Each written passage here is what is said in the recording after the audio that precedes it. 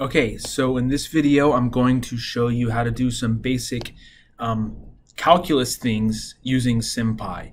So to begin with, I'm gonna again, x is already here, but I'm just gonna define it again. sp.symbol x, and I also need a function. So I'm gonna say, well, actually, I don't need that right now. So now, basically, I'm gonna say f is equal, sorry, I keep saying basically, that's probably getting obnoxious. Let's say I want to find the derivative of x squared. So I'm going to say f is equal to x squared. And now I'm going to say df for derivative of f is equal to sp dot diff. And now you're going to say the thing that you want to differentiate, which is f, and the variable with respect to which you want to do the differentiation, that's x. And then let's print this, and if all goes well, this is going to print something like 2x. Nope.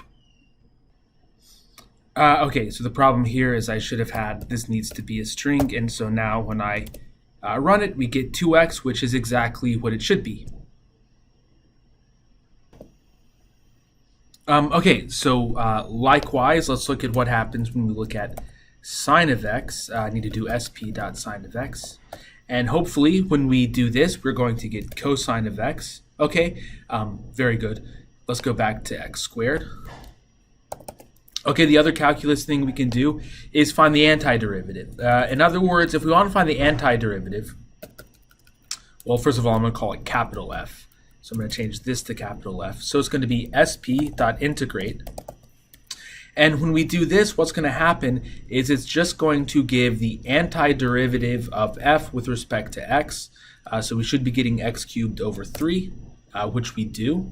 And maybe pretty print will be a little better here. Not really. So pretty print is kind of not really that pretty most of the time. So this is x cubed over 3, which is what we expected. Let me also just add something. Let me show you something else. So let's say,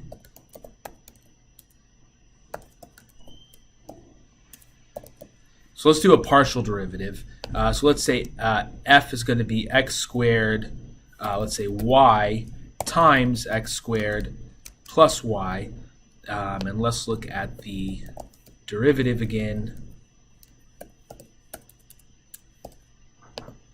Sorry, I should have done this before. Okay, and now we get the partial derivative of this with respect to x, which again is 2xy. And we can also do a partial integration as well.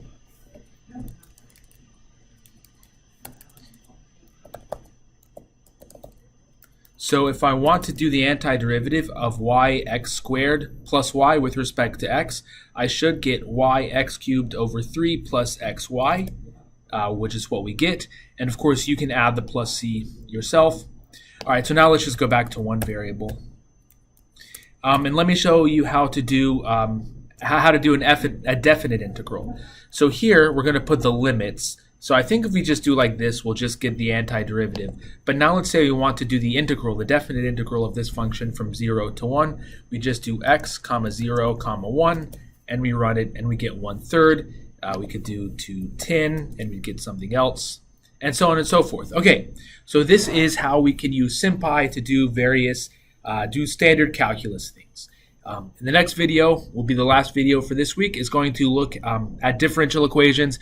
And again, please look at the links that I posted in an earlier module, I think module 4, to my differential equations webpage. There's going to be stuff there about how to solve differential equations as well.